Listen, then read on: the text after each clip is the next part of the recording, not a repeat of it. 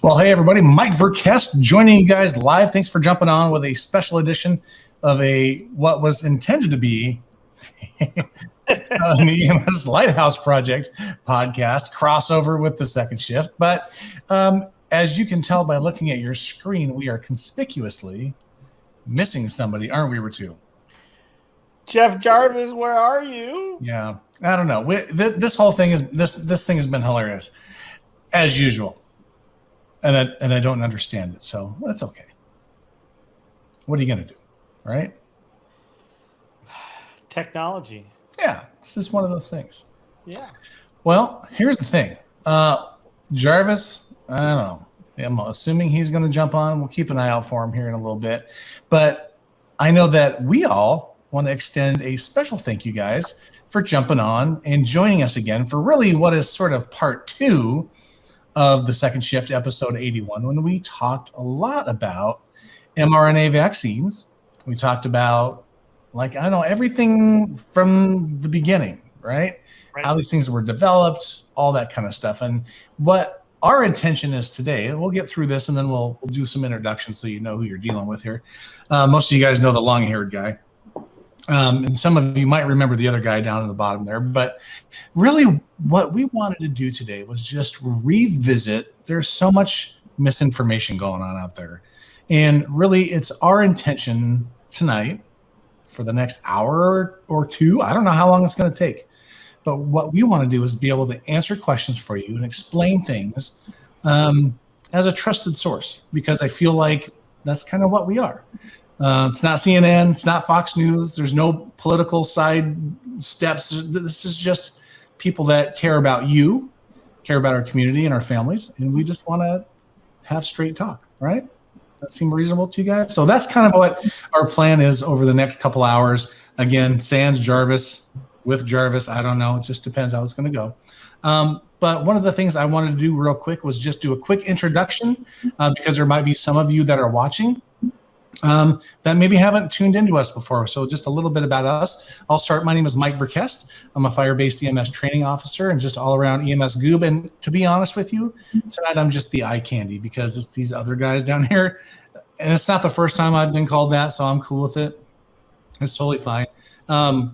But I'm really here to kind of host the show, kind of keep things moving around a little bit because, again, we've got a lot of stuff to talk about. So with that, I will send it over to my good friend and colleague, Dr. Ritu Sani. Say hello to the people, good sir. Hello, people. Unfortunately, we're not on our usual broadcast platform either, so I'm wondering if we'll have much viewership. But if you're listening to the podcast or watching on YouTube, that's great also. But my name is Ritu Sani and co-host of the Second Shift podcast with my good friend Mike Verkest. I am an EMS physician and an emergency physician. I'm the medical director of 2 different counties here in the Portland, Oregon area. I'm out in the suburbs of Portland. I'm not in the main part. And I work clinically as an emergency physician also, and been co-host with Mike, I don't know, a couple weeks. Years. Yeah. And it is not the first time that Mike has been called the eye candy. That is true. Thank you. But then, it's great to have back on Second Shift, Dr. Hayden Smith. Good to be back. Yeah, you barely squeaked through your rotation last month in the emergency department. I didn't get my evaluation turned in time, so I guess they passed you. But give us a little background on Dr. Smith. Well, first off, I totally enjoyed working with you in the emergency department. It was a lot of fun to see you in there, see you in your element. So I am Dr. Hayden Smith, a resident here in Portland at Providence Portland Medical Center. I was on this broadcast previously talking about mRNA vaccines, and with a lot of the information that's online, with a lot of the changes that's been going on as far as the science around the vaccine, I thought I'd come back on and talk a little bit more about the science of the vaccine, what we now know, and answer some questions. Well, Isn't that perfect? Because that's exactly what we want to do. And Yeah. one of the things that I have done over the last, I don't know, day or two. So for those of you that are regular second shift kind of watchers, you know that generally we don't put a lot of planning into what's going on, right? We're pretty good at, like, we're just going to go with it, and however it goes, it goes. But this one we actually put a little thought into, right? Because we wanted to make sure that, you know, for this, I mean, we even got dressed up. Look at Ratu. He's in like a polo shirt. You don't ever see that. Flight Bridge polo. I know. It's pretty good. You guys are matching. I know. We do match. Yeah. Oh, that is the sweetest People thing. so often can confuse us for twins. Yeah, constantly. Well, one of the things that we wanted to start off with was really going sort of back to basics, right? And Hayden, what we thought we could do was start off with you and talk us a little bit about what is a virus. Yeah, I'd love to. And I just wanted to second what Mike was saying, that, you know, these guys have put a lot into trying to answer your questions and, you know, understand the facts behind what is out there. And so, you know, there's a lot of good stuff that we want to talk about today. And so, you know, we're really excited to you know, talk about it and answer those questions. But we do want to get back to the basics to start out with and talk about what is a virus, because, you know, I think it's important to understand the basis of what is going on, kind of start from scratch, so that we can then kind of build and talk about some of the more nuanced topics with the mRNA vaccine and COVID and things like that. So, you know, simply speaking, a virus is a small particle, a small kind of molecule, almost very complex molecule made up of different proteins that is not really living, but what it does, because it can't replicate itself. And so what a virus has to do is it has to get inside of a cell in order to hijack some of the materials that are in the cell in order to replicate and grow. So a virus is just some particles of protein and some DNA or RNA. And there's different kinds of viruses that use both DNA and RNA. And when this viral particle gets inside of the cell, it steals that machinery from the cell, and then it uses that to replicate and create more and more particles until the cell gets so filled with particles that it essentially explodes, releasing all the particles out into into the serum. And then those viral particles can then go and replicate in other cells. So it's just this kind of cascade of worsening infection as it starts in one cell, then, you know, thousands, and then hundreds of thousands, and then millions of cells, as this virus, you know, grows really fast and really rapidly. It makes it a really good infection, to be quite honest. And so, you know, our body has ways of attacking that. It has ways of combating viruses. It's been doing it for hundreds of thousands of years. And so as we have evolved to combat viruses, our immune system attacks the viruses in two different ways. You have antibodies that go and recognize and attack specific viruses. And then you have a different kind of cellular immune response that goes and attacks the cells that are making the viruses. And so on one hand, your body can sequester or, you know, kind of stop the viruses with the antibodies, and then it marks it. And that's the important thing, is it marks it with the antibodies to then go and attack, eat it, and destroy it. Now, another mark is put onto the cells that are making the viruses. And the body goes in and then essentially kills the cells that have the virus inside of it so that it can stop it at the source. And the body sees that as a benefit to just killing its cells that are infected, because it has, you know, cells that can take the place. And, you know, if you don't do that, then then the virus goes unchecked and just grows, you know, proliferates and infects other cells. So that's kind of how your body reacts to viruses, as you have this antibody immune response and this cell immune response. So kind of moving on to COVID. COVID is a specific kind of virus. It's actually an RNA virus. So you have DNA and you have RNA. DNA is permanent. That's That's what we think of when we think of genetic material. RNA is like the temporary template that, that your body uses to make proteins, but then it goes away really quickly. As a result, though, because COVID uses RNA, it means that it can get translated really quickly. And so that means that it can infect a lot of cells a lot quicker. It doesn't have to go through the step of DNA. So I've often heard that people refer to the RNA as like a blueprint, right? Like these are the plans, right? Go forth and do your thing. Is that accurate? Exactly. Yeah, that's very accurate. So it's like the blueprint that the cell then uses to create proteins.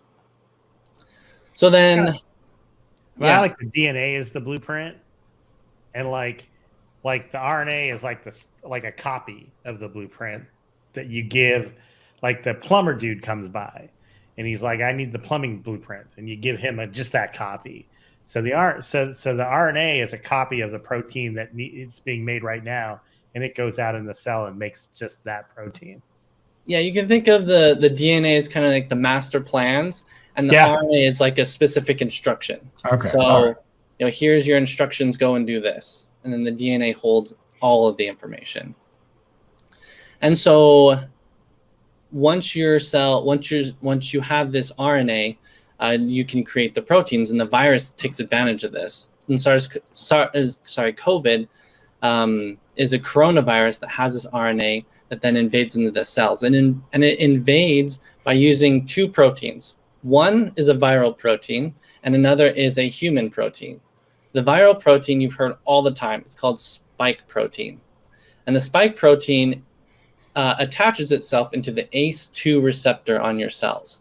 So when that happens, they connect, and then the virus binds to your cell, and then it gets the signal, your cell gets the signal to bring that viral particle into the body, into the cell, rather, and then the coronavirus then releases the RNA to infect the cell and cause the damage we were talking about before. And so so that's how it gets in. And that spike protein and the ACE2 receptor are proteins that we'll probably talk about here during the podcast, which is why I bring them up. And then another point, probably I'll kind of leave it to the guys after, but I think one other point I want to make is kind of just a naming thing. So COVID is what we hear all the time, but that's the infection. That's the syndrome. You think of another name or another syndrome that's commonly used is like Down's syndrome. It's a collection of symptoms that we then see and call COVID. The actual virus is called SARS-CoV-2, and it's called a coronavirus. So they're actually two different things. We use them pretty interchangeably, but that is the difference between those two names. Okay. That makes a lot of sense to me. But coronaviruses aren't new, right? I mean, they've been around forever, right? Yeah, no, they're not new. There's a lot of different kinds of coronaviruses. Coronavirus gets its name from the name crown. Corona means crown, and it's directly referencing those spike proteins that are that are kind of around the virus. And they've been around forever. They've been around for a long time. SARS, the first SARS is an infection that was in China, and then MERS was the first coronavirus that made. I believe it was the first coronavirus that made kind of news and headlines. Yeah, the first SARS actually hit Toronto really hard. So that was for those of us who were around then and have a lot of EMS friends who work in Toronto. They and that, Hayden, is an interesting piece of history, because if you go back and read the Toronto experience with SARS, with the first SARS, it's shrunk down. Because they had a lot of similar issues around like the super spreader events. So the original COVID, it was very contagious, but it really wasn't equally contagious. It was sort of like some people were really a lot more contagious and other people weren't at all. And one of the super spreaders, I think, happened to be a paramedic. And at the time they didn't, and actually went to different facilities is my recollection. But there were a lot of the same challenges around like how much do we close down, how much, that sort of thing. So that was what I can't remember SARS when that was, early 2000s. So when Hayden was like 6 or something like that, or 5. Time flies. So, I mean, let's jump forward a little bit. So let's just, for all intents and purposes, we'll just use January of 2020. There's this new thing coming around. We're starting to see it. Wuhan, China, big deal. A lot of cases coming out of there. Then we start seeing a spread. And next thing you know, SARS-CoV-2, what we see now, we start seeing people with COVID disease.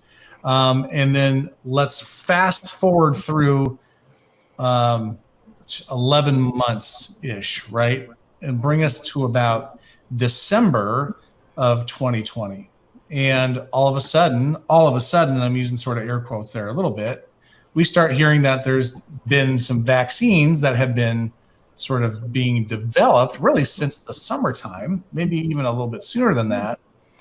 And the question becomes, well, what is this vaccine? What is this technology? What is mRNA? And we start hearing all this stuff. Oh my gosh, it's so brand new and all that kind of stuff. And so maybe you could talk a little bit about what is an mRNA vaccine, such as the Pfizer and the Moderna specifically.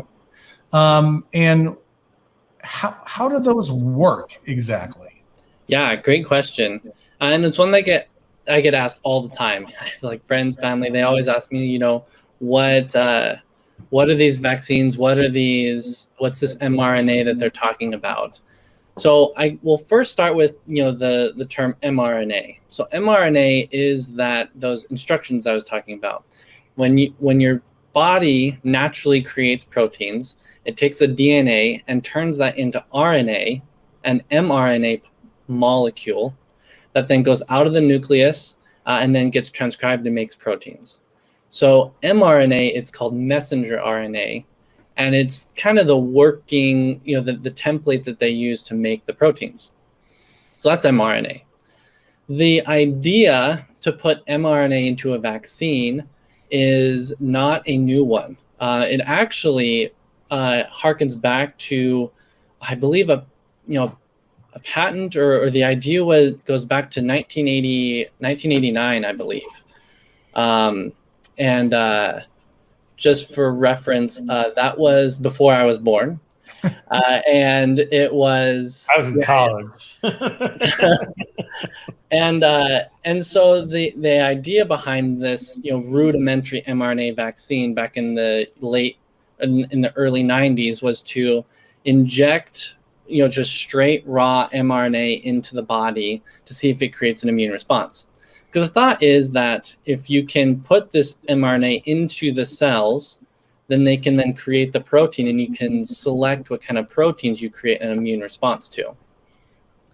And so they did that, and it really didn't have any of effect. It actually caused a ton of side effects, and I think only one person ever created antibodies to this naked mRNA that was injected through these rudimentary mRNA vaccines.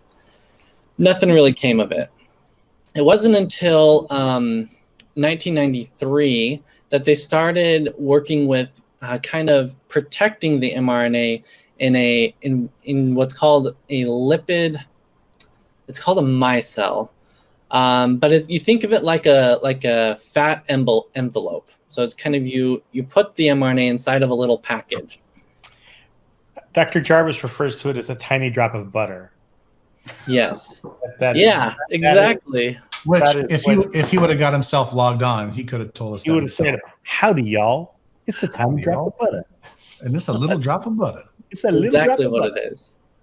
So they started putting this mRNA inside of the tiny drops of butter, and that allowed them to get the mRNA into the cells. And then companies started popping up that started using this technology to really start to get serious about this research, and start making vaccines. And so that's where two companies that you've heard of a lot, Moderna and BioNTech Pfizer. And I'll use Moderna and BioNTech because those are the two ones that actually produce the mRNA vaccine. Right. And so Moderna and BioNTech, they started doing this in cancer and infections in a lot of different areas to try and create this immune response. And that harkens back clear to 2000, believe it was 2008 was when BioNTech was made, and 2010 was when Moderna was started. So this technology is pretty old. If you're taking Moderna, for instance, that was 10 years before the mRNA vaccine that we have today. And so we have lots of data from clinical trials, from old studies, and things that go back to 30 years ago. I mean, the research goes back to 1989, 1990, when these first studies were being done. And so the thought that this is a new technology doesn't hold too much water, because we do have a lot of data and a lot of safety data with these vaccines. So I want to make sure that, like, I think we covered some really important things there, and I just want to make sure that let's recap this last piece here. All right. Yeah, great. And I just want to, and I'm a dumb guy, and I just want to make sure I understand it, and I want to make sure that people that are watching that maybe don't have really a background in any kind of medical stuff at all, I just want to make sure that it's clear to them. So when you go and get Pfizer, Moderna, well, then again, we're just speaking specifically to these two. And hello, Dr. Jarvis. Say it. Hello. No, he didn't say it. Can you hear me?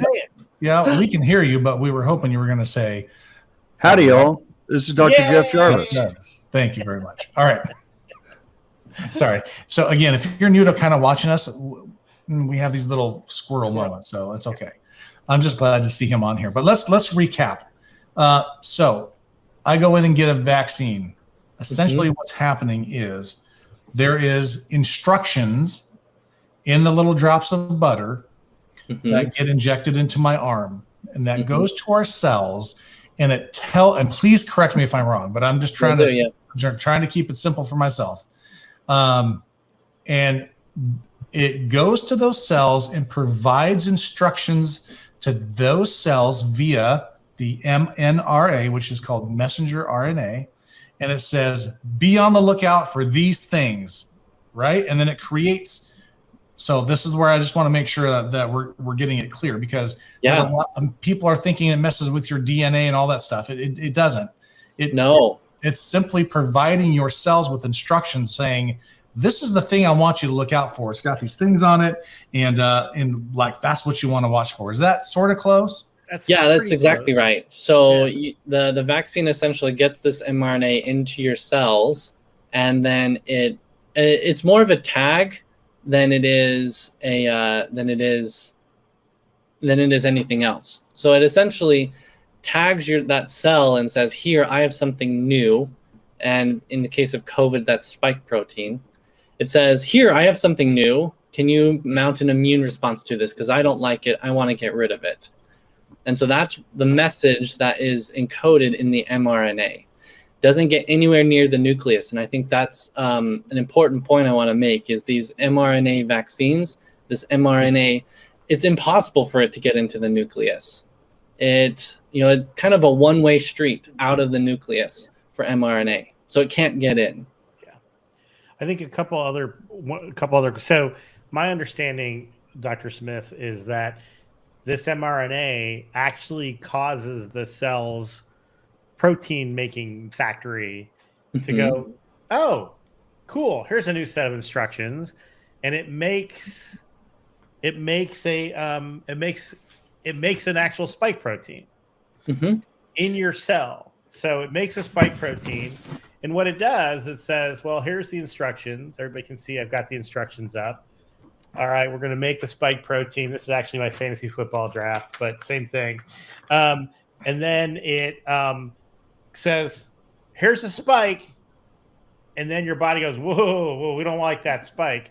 But the other piece that I get asked a lot about is, but that mRNA, I don't want that. But what that factory does, it goes, I made your spike protein.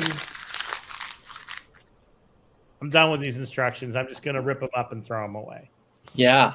And that mRNA is that mRNA that went into your cell and made this spike protein is gone right after this copy of the spike protein is made. Yeah, it's like hours and then it's used up. Right.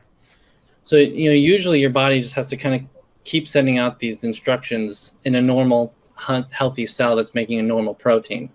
But because your body actually tears up the instructions and gets rid of it just on a normal basis. That's just what it does with mRNA. So yeah, exactly. It just tears up the mRNA after, I don't think it's longer than a few hours, and then it's gone. That makes a spike. So, as you guys saw, we had Dr. Jeff Jarvis finally be able to jump on. Howdy, Dr. Jeff Jarvis. And I don't Hi, know Mike. Oh, there he is. Hello. How are you doing? Sorry about that. Complete jury rig system here. So it's good to see you guys. That's the calm Dr. Jeff Jarvis. Calm on the outside, raging in the middle. Yeah, well, I Raging. got the text that proved that it isn't calm on the inside. So Kind of like to baked Alaska. That's all right. Real quick, can you introduce yourself to the people that are watching that maybe haven't joined us before? You bet, guys. I'm Jeff Jarvis. I'm an EMS medical director and emergency physician in Central Texas. Oh, and COVID is over there, right? Completely. That's what I thought. We have the governor's executive order that says it. Sorry, I couldn't help myself. We're no better off in Oregon. Anyway. Hey, All Mike, right. thank you again for asking. You ask every day if my lights are still on, and as of today, they're still on. So I appreciate that. That's good. I'm glad to hear that. All right, let's get back on track here. Did you have anything to add to that, Dr. Jeff Jarvis, that last little discussion we were having? Really, I thought Hayden did a great job of summarizing that. Ritu, it's actually bacon, though. It's the mRNA is wrapped in bacon. thanks. No, I appreciate that. They're Trying to help. There could be a That worked benefit for me. to that. Well, since, the hesitancy seems to be in the South, we figured if we wrapped it in bacon, that might actually help a little bit. But I don't know. Maybe we just need to let more people know it's wrapped in bacon, and that would help. That'll work. All right. So we know we've sort of talked about what is a virus. We talked about specifically what is COVID, what is SARS-CoV-2, which creates the disease process known as COVID, right? That we talked about. Yeah. We talked a little bit about the vaccine, sort of how it's developed. But one of the questions that people ask a lot, and I hear about it a lot, I think we all do, and that is, how did this get approved so fast? And we'll talk about what an EUA is here in a minute, but really, Dr. Sani, I'll throw this one to you first. People don't know if there's going to be a new medication or a new vaccine or something like that comes to the market. There are a number of steps and a number of processes that obviously have to be gone through for that medication or the vaccine or whatever to be approved. And there are probably a number of limitations to how something gets approved. Those things can be money, it can be time, it can be the correct kind of medication that you're looking for. I know in the past we've talked about it a little bit, and I don't want to steal your thunder too much, but if you have an ingrown toenail medication, that would probably take longer because not a lot of people have ingrown toenails, and maybe that's a bad example, but maybe just talk us through a little bit about what's sort of normal when it comes to approving something. Yeah. Well, I think that, that's that I hear like, well, they invented this so quickly and how did they get it done so quickly?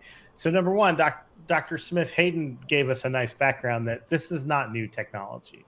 So this idea that they made something up out of the blue and got it approved in 12 minutes isn't exactly true. Yeah. It's actually been around for a while, and there are a number of animal studies, and there are some small human trials on mRNA vaccines, kind of generically. But so, when this started happening, I started figuring out, well, what, let's look at like other vaccines, like how many patients does it take to get a vaccine approved and all those sorts of things. And one of the things that it comes down to is you need money, you need people, and you need time, right?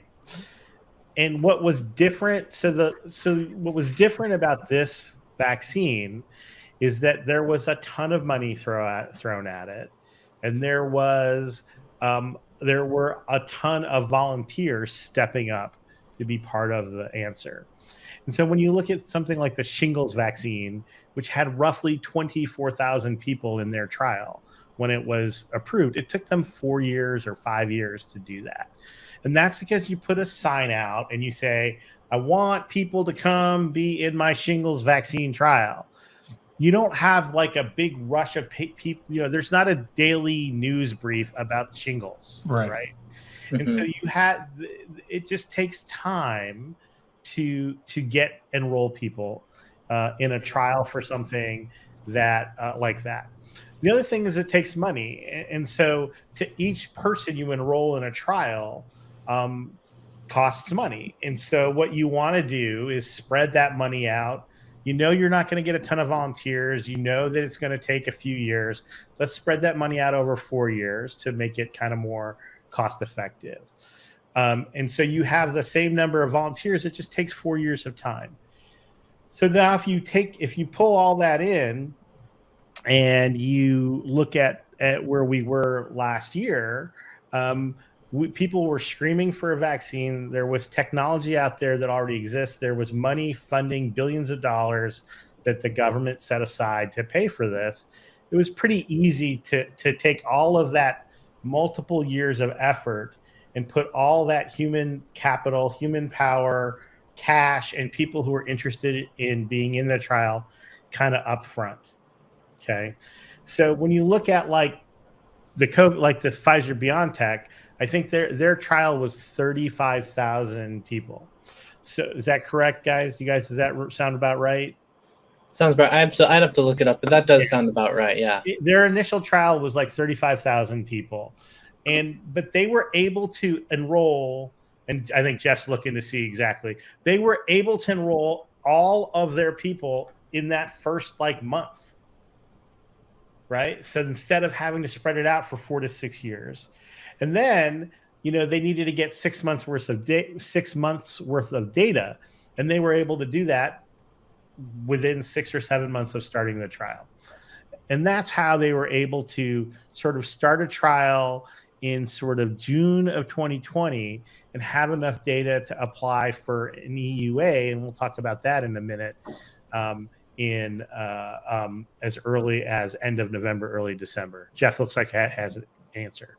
43,000. 43,448. There were 21,720 and 21,728 in the placebo group. So 21,000 people in each group.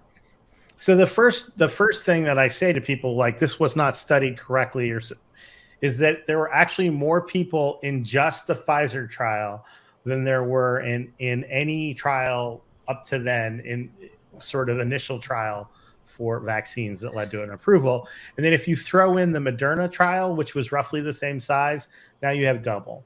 So they were able to condense everything because there was will of the people, there were volunteers, and there were there was enough money to pay for it. Go ahead. And I think one thing that I also get questions about is also the science and how they kind of got that vaccine so quickly. Because they're working on these other projects for years leading up to COVID, but then how are they able to develop a vaccine that they can put into trial so quickly? That's another concern that people have, and the reality is that these mRNA vaccines are very easy to manipulate and change because all you're doing is you're changing the mRNA sequence. So really early on, I think before even 2021 hit, I think before 2020 hit, so like before January 2020, we had the entire SARS-CoV-2 genome sequenced. I mean, that science is really easy to do. Right. So all they had to do was to take that sequence for the spike protein, throw it into their little butter droplets, and boom, you have a new vaccine. And so it was really easy, and something they had done for other infections like Zika and influenza before COVID. But once COVID hit, they're like, okay, we got something. We have a way we can do this. Let's put it in a vaccine and see if it works. Yeah, so the folks who were designing it, really, they've been working so long. If you think about this, I think about it as there's a delivery device and then there's a payload. So the bacon, the surrounding nanolipoparticle, that's the thing that is so hard to build.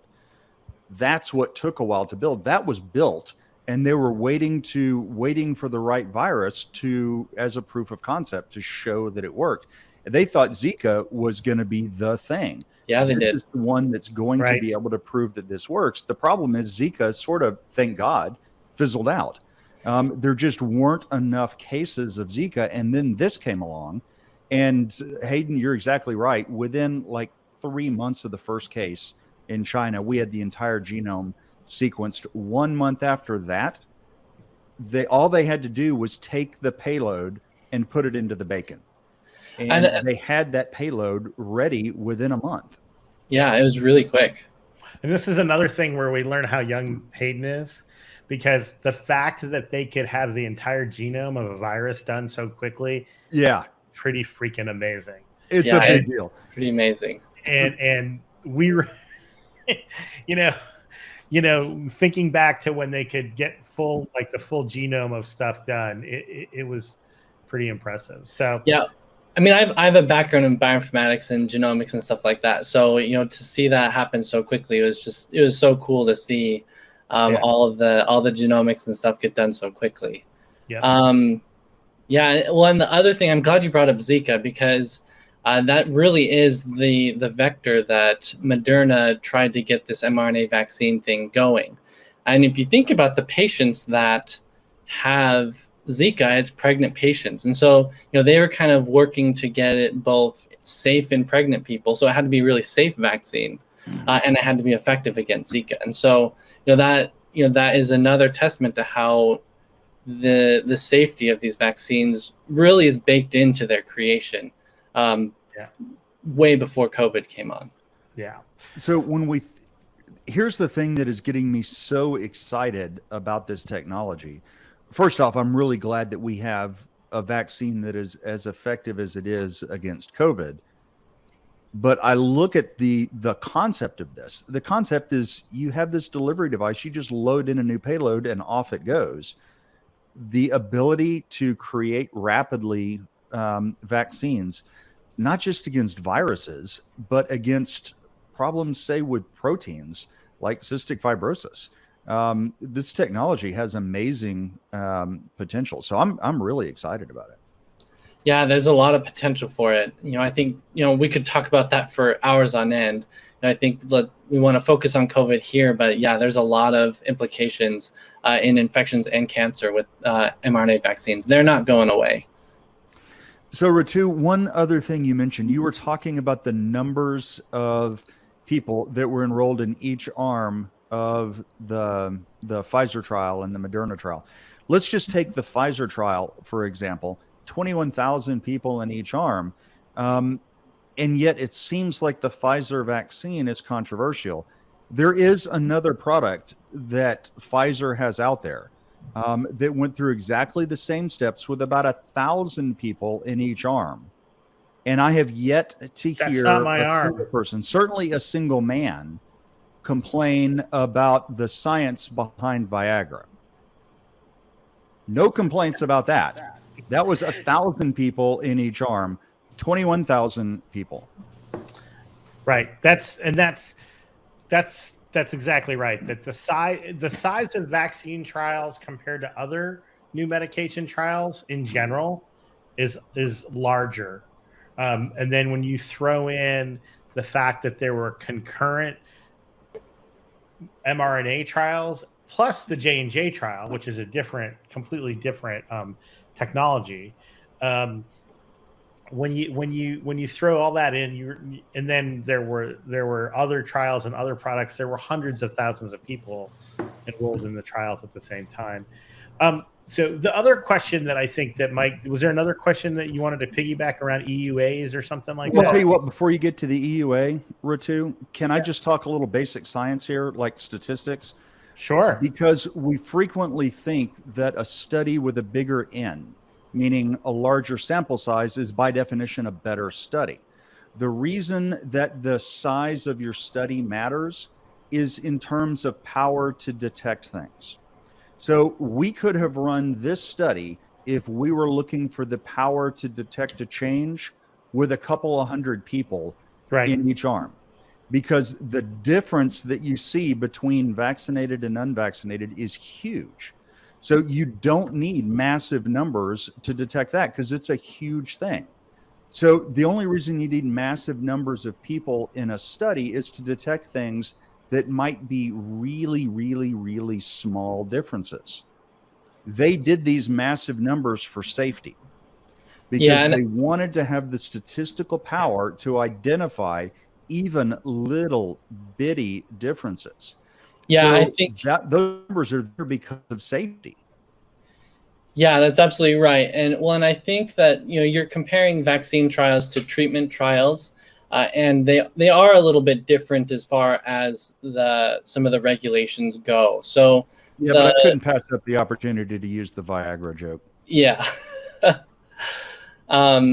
So for vaccine trials, they have it's required to have more people in the trial because there's safety. You're giving this to a healthy person instead of giving it to a sick person, and so there's different things and different safety data that they want to collect with that.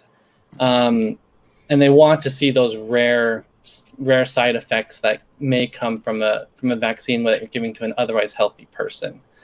And what is great about the vaccines is they hit the requirements that the CDC and FDA have for their trials. They just hit it really quickly because, again, there's tons of people that wanted the vaccine.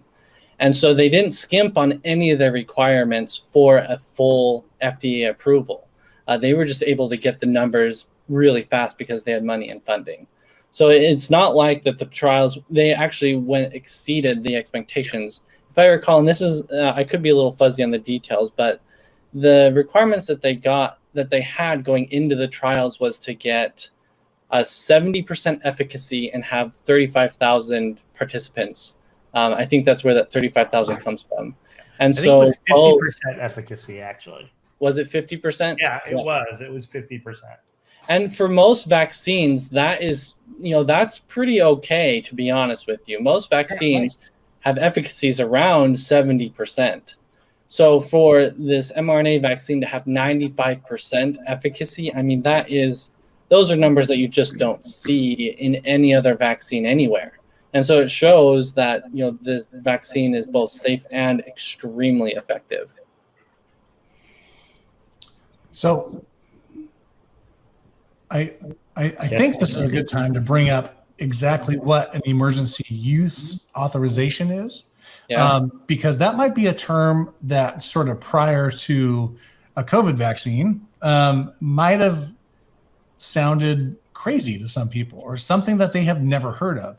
So, Dr. Sani, what exactly is an emergency use authorization versus just something being approved? Yeah. We'll try to make this quick because we still have a lot to cover, and it's we do. But it's exactly like it sounds. There was an emergency situation, so they wanted to authorize it. And what an EUA does, it does a few things. One, it gets you to the front of the line. So the FDA has thousands of drugs in its pipeline for approval. And the reality is that it just takes time for the bureaucracy to roll. Okay. So when you apply for an EUA, you're saying this is an emergency for whatever reason, and we want to get to the front of the line. So that's the first thing. It gets you to the front of the line. The other piece is, we've just hit full FDA approval in the last couple of weeks for the Pfizer vaccine. But FDA approval of the vaccine is not just about safety and efficacy. And that's the key. The emergency use authorization by law has to take into account the safety and the efficacy of the vaccine or drug or device that you're trying to get an EUA for. It is, and the bar for those for safety and efficacy is not changed. So they didn't look at the Pfizer vaccine or the Moderna vaccine and say, well, our normal bar for safety in a vaccine would be this high, but because it's an EUA, we're going to go like skimpy. No, the bars for safety and effectiveness or efficacy, actually efficacy, have to be the same.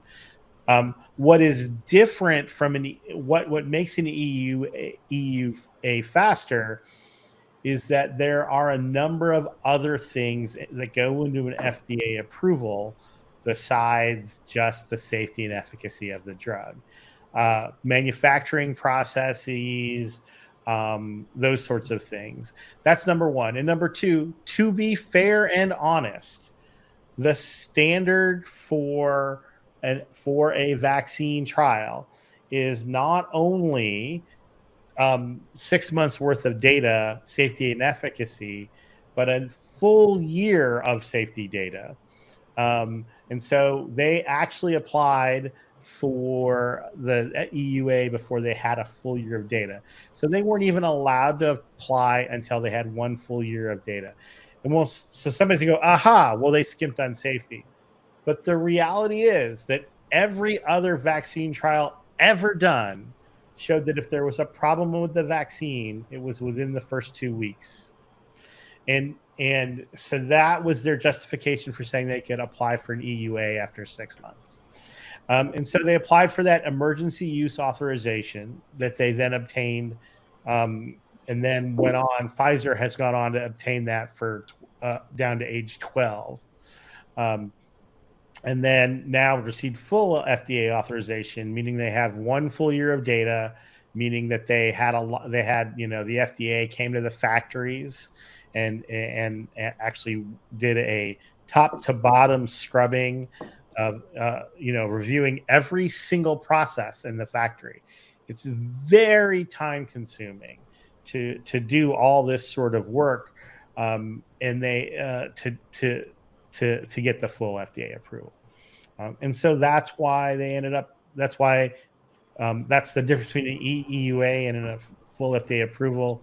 But there was no skimping on safety to get to where we were.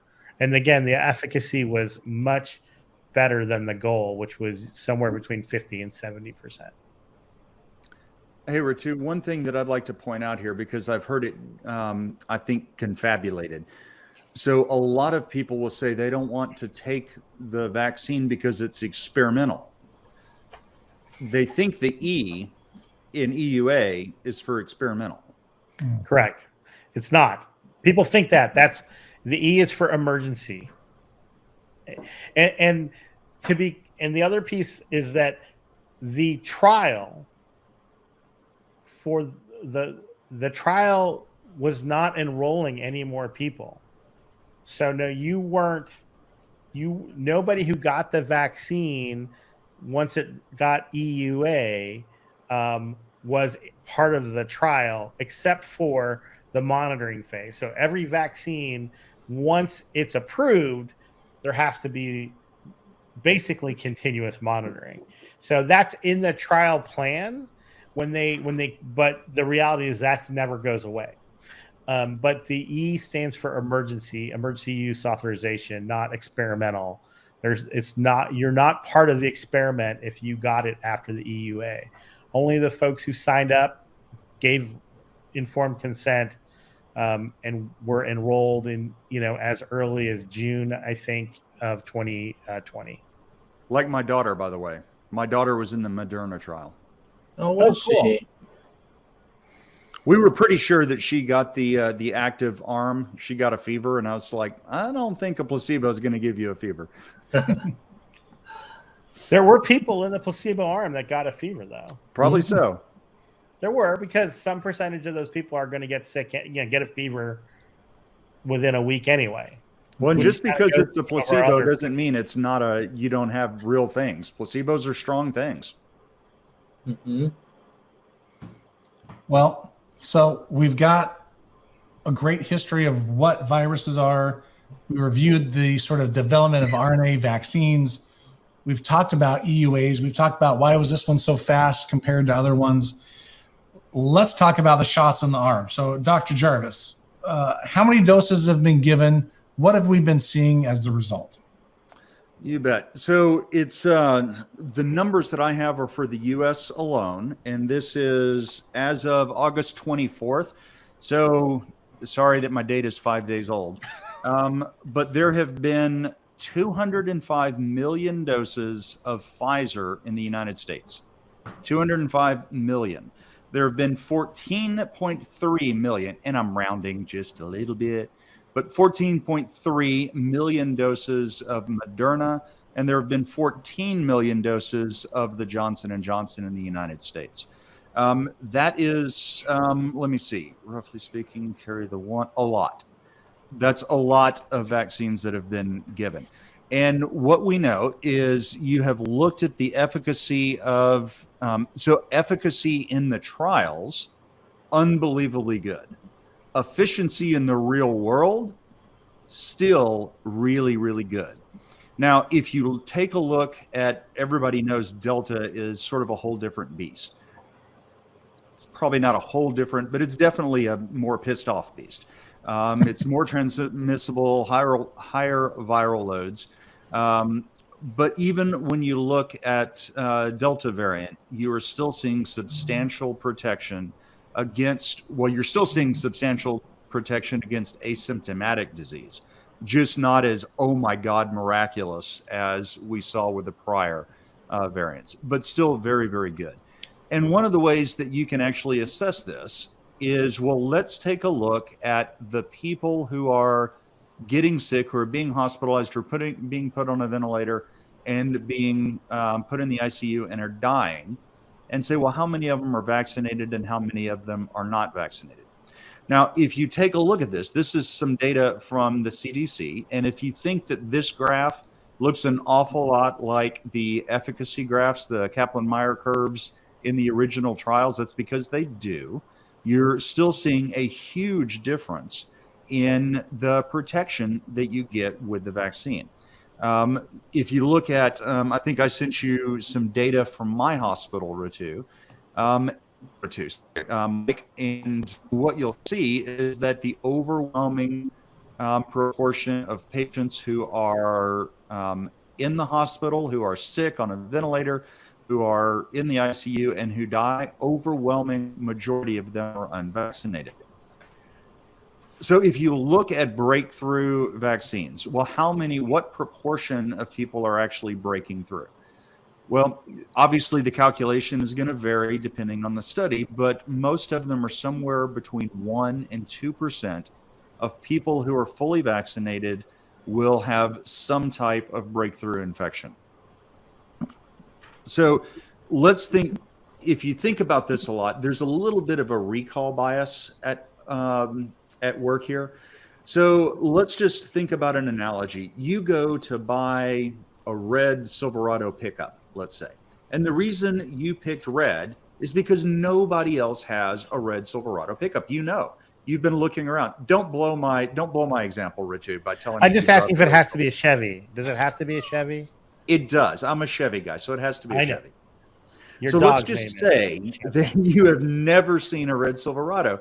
You go to the dealership, and let's just pretend that dealerships actually have cars that they can sell these days. You get your brand new, beautiful red Silverado, and you drive home and you see 15 other red Silverados on the road. It's not because there are actually more red Silverados. It's just because you're noticing them. You're more aware. So if you look at this, 1% of those fully vaccinated will develop COVID. Well, 1%, if there are only 1 million people vaccinated, 1% is a relatively small number, and you're not likely to hear about it much. When there are 100 million, 200 million people who are vaccinated, it's still 1%, but that's a much larger number, and you're most definitely going to hear about it more. So the actual numbers of breakthroughs are certainly going up, but you would actually expect that as the proportion of the population that gets vaccinated goes up. Now, if you look at, there was a nice paper that was done that looked at across the United States what the risk of, let me see here. The risk of being hospitalized if you're vaccinated compared to unvaccinated, it is 36-fold. So relative risk 36%, or 36-fold 36 higher. times. Right. Times, not percent, So times. that is You're basically 40 times more likely to be hospitalized if you're not vaccinated. correct. If you want to turn that into percentages, that's like 3,990% higher risk, much higher risk. That's For a lot. death, it's 21-fold higher, so substantially higher. So what we know is that the vaccines have been given to a really large proportion of the population. Yeah. So it is, I think I actually looked it up. Where are we? Worldwide, according to the WHO, 5 billion doses of COVID vaccine. That's a lot of vaccine. Yeah. They are not holding up as well against Delta as they did against Alpha and Beta, but still remarkably well. And honestly, substantially better than we initially hoped before we saw the initial trials. Well, they are holding up, though, on the hospitalization front. Mm-hmm. There's the hospitalization piece. They're still holding up, but the infection rate is a little bit higher during Delta. But with the number of doses that were given, back to sort of what I talked about with EUA but also kind of research, this is the most studied vaccine in all of history, period. So this idea that it's experimental, between the combination of the fact that the trials were greater than any other trial, but that the surveillance, and we'll talk about a little bit about that later on, but that the surveillance has been so thorough, this really is the most studied vaccine throughout all of history. Don't you think, Hayden? Oh, yeah, for sure. I mean, just the vast number of people that have gotten in such a short period of time. And with, the beauty of the internet, it just has been put into a, just a really microscope of criticism and, misinformation that has then, allowed us to have to double check and make sure that what we're saying is true. I think that is, one thing that critics do bring to the table is they make us double check our work. And so as a result, we've had to do that time and time again. Well, I can tell you that Jeff and I are very skeptical in general. When a new study comes out, we actually don't believe it until we read it 3 or 4 times. I'm with you there. And so even though we are, we're talking about these results in a very positive way, because I think they're very positive, but I've read a lot of science in my life. These are the most overwhelmingly positive results I've ever read in a lot of different ways. I know we were going to talk about breakthroughs in a little bit, but Jeff brought them up in terms of the numbers, and I have kind of a way I like to sort of demonstrate it for folks. So, Mike, is it okay if I run through this real quick? Please. Yeah. Because one of the things you started seeing this in the coverage of Israel, which is a very vaccinated population, but that people were freaking out because 50% of the infections were vaccinated or whatever, and clearly that means that the vaccine's not waning or is waning. But that's exact opposite. The fact that as more of our population is vaccinated, we would expect a greater percentage of the people who get infected to be vaccinated, because there's so overwhelmingly more. And so when you start seeing, 50% of the people who got an infection were vaccinated, that's meant to alarm you to say it's not working, but it's actually the exact opposite. And the way I like to demonstrate this when I talk to people is this. Let's say you get invited to a party, and that party, there's 100 people there. And you're a very careful person, and you only want to go if there are people who are vaccinated. And of those 100 people that are vaccinated, you're killing me, brother, by the way. What? With that example. Oh, yeah, I'm killing you. Anyway, sorry. Go ahead. Inside joke. So 90 people are vaccinated. And then the guy shows up, the uninvited guest, his name is Mr. Delta or Mrs. Delta. They show up and they come to the party. And Mr. Delta is a very low talker. So when you talk to Mr. Delta, you got to get like really close. And everybody at the party talks to Mr. Delta, and then Mr. Delta leaves. And then at the end of the day, everybody who wasn't vaccinated, so the 10 people who weren't vaccinated, got COVID because they talked to Mr. Delta. But the 90 people who were vaccinated, and let's say the vaccine is like just like our current vaccine, 90% effective. Of the 90 people who got vaccinated, only 10% of them got infected, and that's 9. So 9 vaccinated people got infected and 10 unvaccinated people got infected. So roughly 50% of the infected people were vaccinated. So that causes a lot of consternation. But when you look at it, it's exactly the way numbers should work. Now, let's say we go to another party. This time, only 30% are vaccinated, which is roughly the same percentage of vaccination in our low vaccinated areas. So only 30 people are vaccinated and 70 people aren't. And Mr. Delta shows up at that party, running through all the stuff, low talker, blah, blah, blah.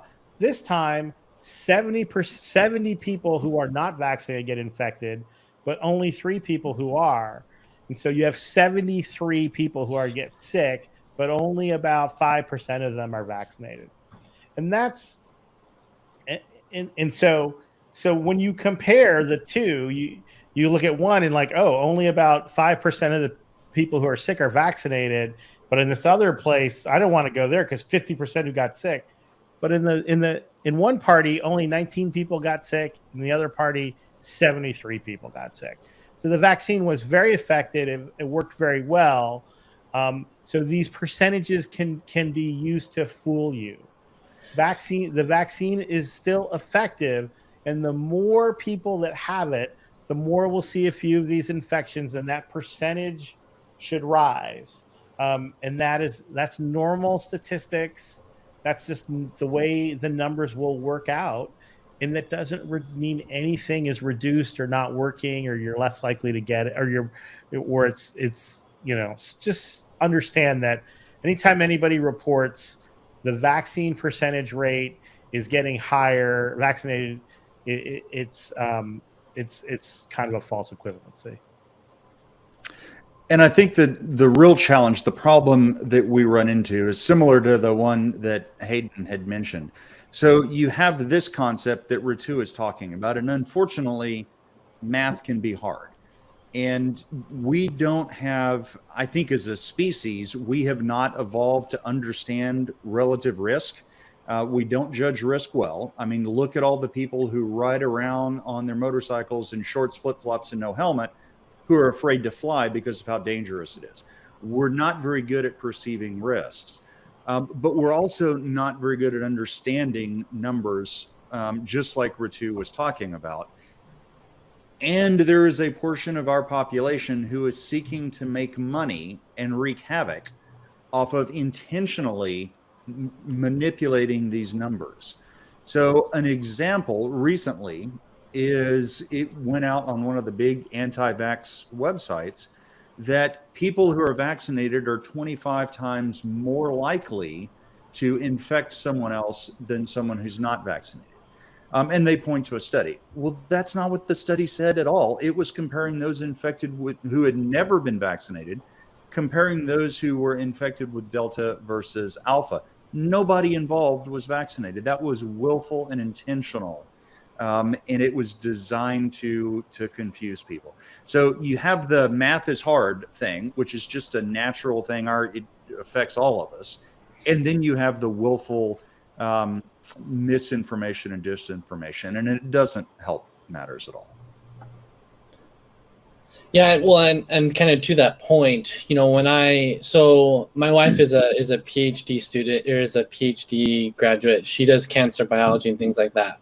I'm not an expert in what she does. So when I go and read her articles, I commonly come to very wrong and weird conclusions that she then, reminds me that she's the expert and tells me what is supposed to be understood there. And so, that's the other thing with a lot of these trials is who are they written for? And when I read COVID information and read that, I commonly come to different conclusions than other people in my family. And so it isn't until I'm able to kind of discuss and elaborate on the conclusions that they're making that we can understand one another.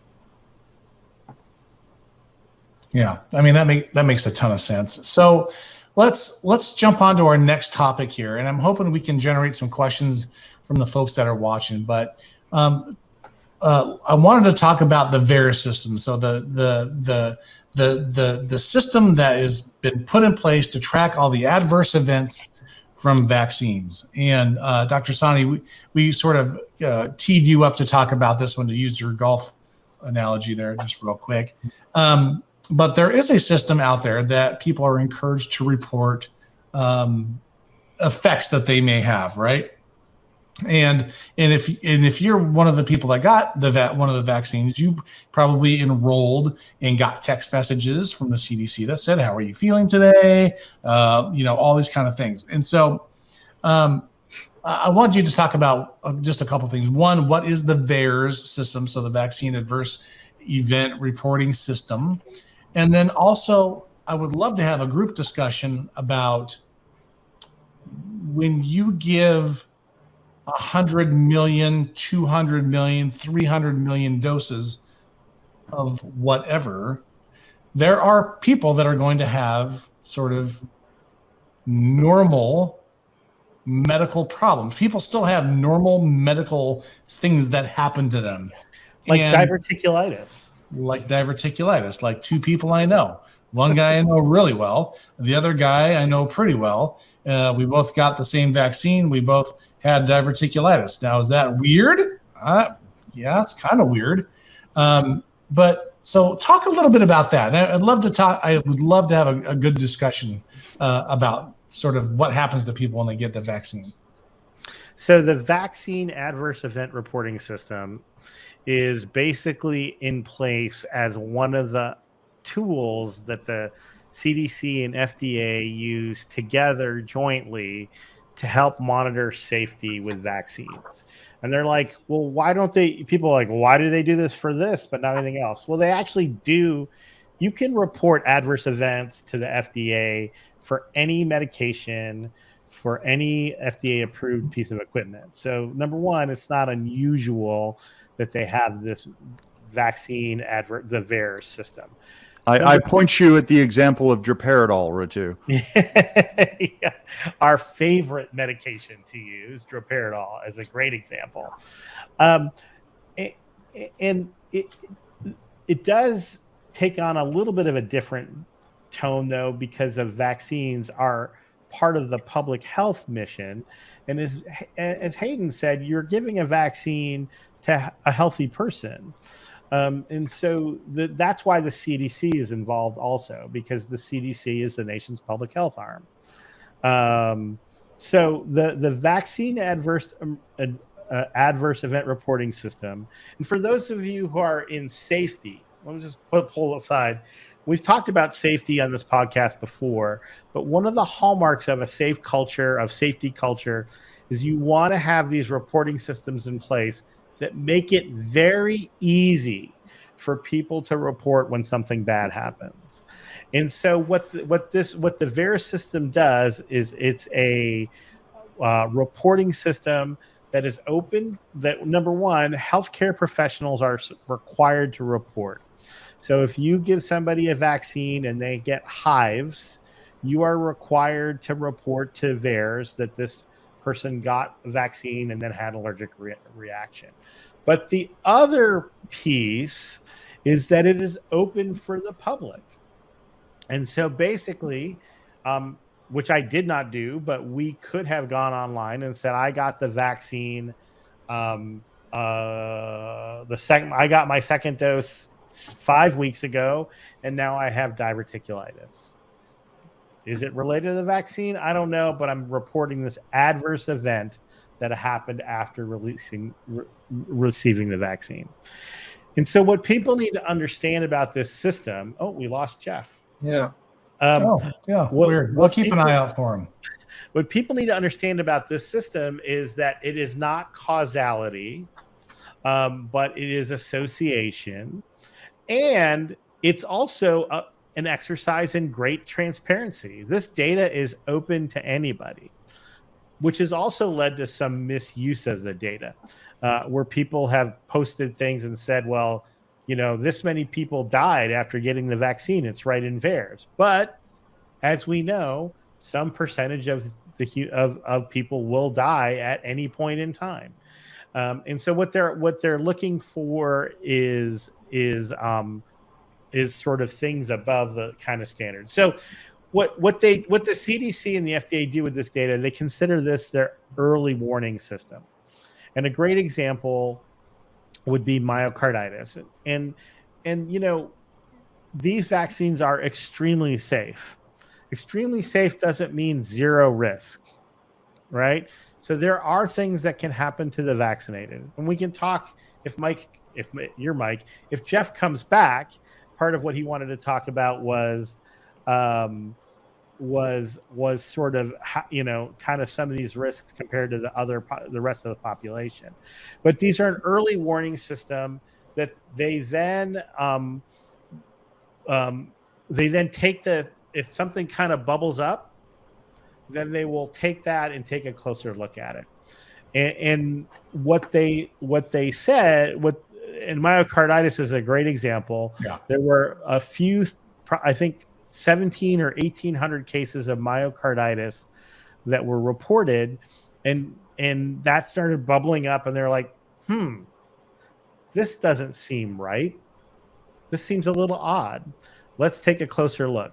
And then they were able to then look at cases much more closely and evaluate the relative risk.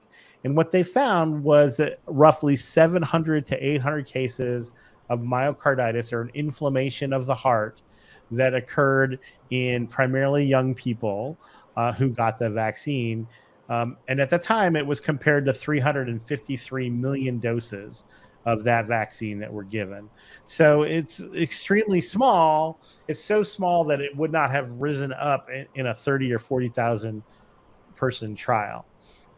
And so, statistically, it does look like there are a few more cases of myocarditis than you would expect from the general population. Not a lot, though, because at the same time, you would have expected several hundred people to just get myocarditis randomly at the same time. Sort of like diverticulitis.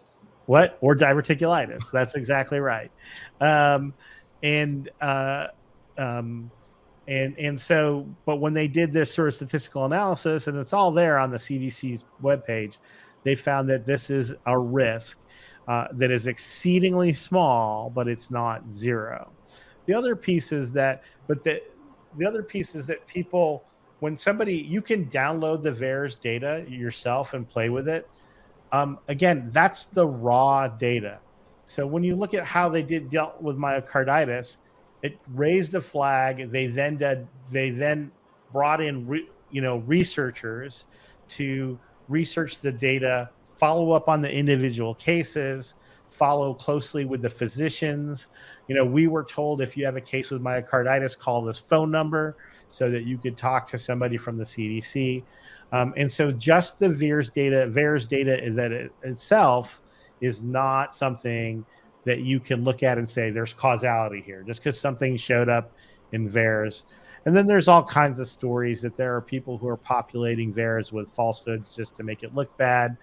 And then I know some people who actually put in things like I grew a third arm just because to prove that you could do that. So, that's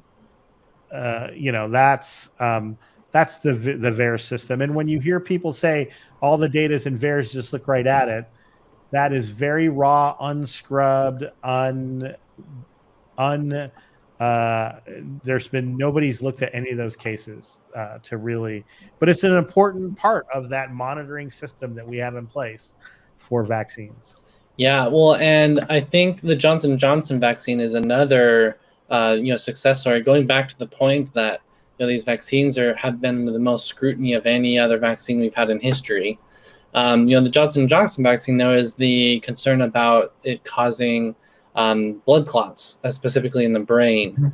And so they did temporarily hold giving Johnson & Johnson vaccines out to people because they wanted to evaluate this risk.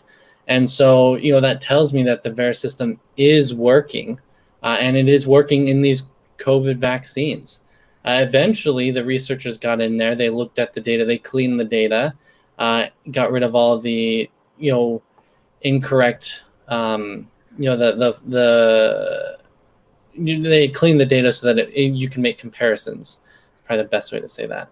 And they didn't show that it had any major, changes over the normal rates in the population. And so it was then allowed to restart the vaccine. But that does tell me that the VAERS system works, and it is something that is actively being watched by the research teams. Yeah, well, that is good. And yeah, the fact that anyone can go in there, go look at the data, I think that's good. But also, I guess you have to realize that, do you know what you're looking at? Can you parse that stuff out? It's just can be a mess, right? Like, oh Lord, like I'm not going to go in there. I know this much about that kind of stuff. I'm not going to go in there and try to come up with my own conclusions based on what I'm seeing in VAERS. Like I don't know. That's just me. Why would I do that? It makes no sense to me. But that's just me. All right. So we have already talked a little bit about breakthroughs. How about boosters? Boosters are coming up as sort of a hot topic. And I'm curious what your guys' thoughts are on that. I see that there's a couple of trains of thought out there for those of you that maybe have been vaccinated. This talk of boosters is coming up. So Dr. Smith, what are your thoughts on that? Yeah, so boosters is it's a topic that there's a lot of evolving evidence coming out. It is hard to, I guess, so I like taking the stance that the IDSA, which is the Society of Infectious Disease Doctors, that they take when it comes to boosters for otherwise healthy people. I'll start with there because that's probably the most succinct answer that I have.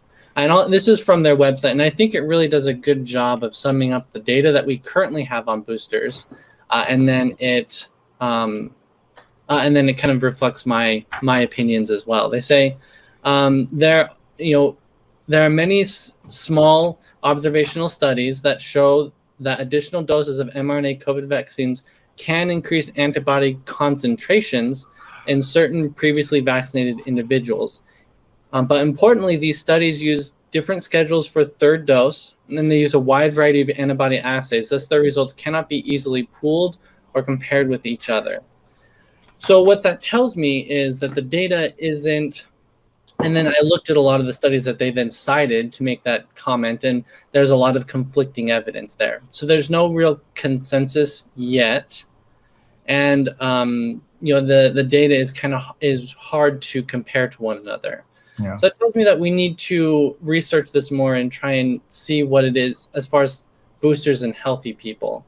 But what is pretty well established at this point is boosters in immunocompromised people, and there has been a benefit shown in giving a third booster to that population. And so the idea behind that is to get what we call seroconversion. Basically, going from 0 antibodies to having effective antibodies against coronavirus. And so when we report a 95% efficacy, what that means is that 95% of people were able to get to a point that they can prevent serious COVID infection. They got enough antibodies to do that. When we run that data through, and that data comes from the original clinical trials, and it's been redemonstrated against Delta variant for most populations, that there is still this very high, over 90% efficacy from preventing serious disease. When we get to immunocompromised people, though, it's a little bit different, because just because you give them a vaccine and introduce the body to the spike protein doesn't necessarily mean that they create those antibodies. And so we see levels that are quite a bit lower of, again, this seroconversion to being able to have enough antibodies to fight the infection. Giving a third dose of the vaccine has shown some benefit in this population to allow more people to seroconvert or develop those antibodies. The data yet, it's there, it's in process, but the data yet is still kind of messy about whether this translates into the real world, that you are then able to avoid serious infections. Yeah. And so that is kind of the piece that I personally am looking for, is do we see that reflect in the population, that yes, we are, you do also get a benefit as far as avoiding serious infection. That's good. So we did have a question come in the chat, which I think is good, and we've covered a ton of our stuff, so I think that's probably good as well. But Brian wants to know long-term effects. Any way we can address that? Is there any actual real risk that in 10 years we will all grow third arms out of nowhere?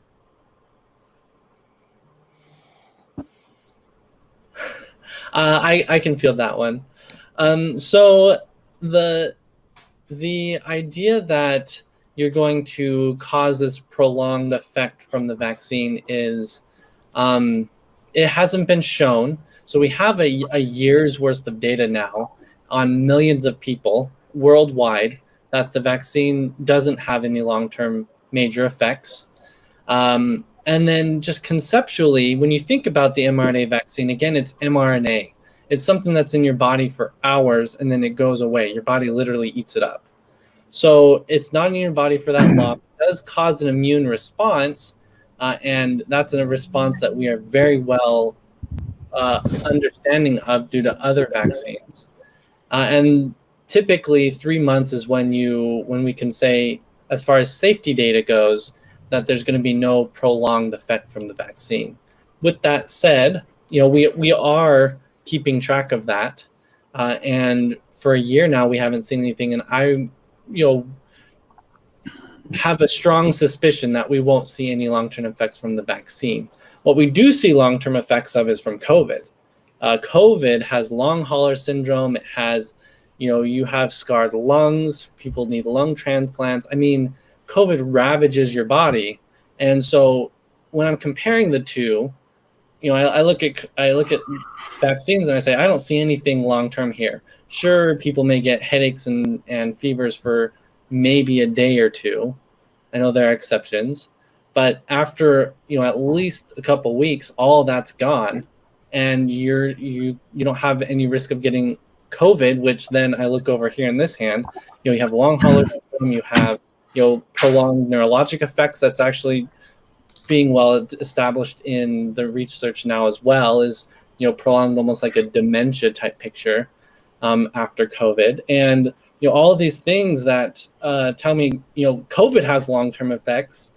And so no, vaccines don't cause long-term effects, long-term symptoms. It's not in your body for that long, and the effects that we do see are gone in a couple of weeks. The other piece too is, I had one person that I talked to that said, you watch late night TV. It's like if you took Zantac, or if you took, and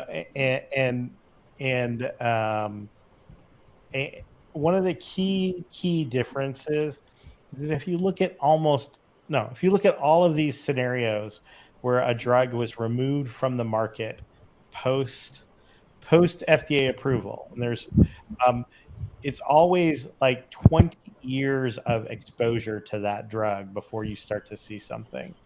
And there is only one or two, depending on, your exposure to the vaccine is only right after the shot.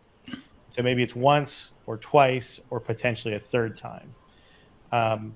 And so, there's no comparison between sort of that and sort of these medications that people took for 15 or 20 or 30 years and then started to see some negative effects.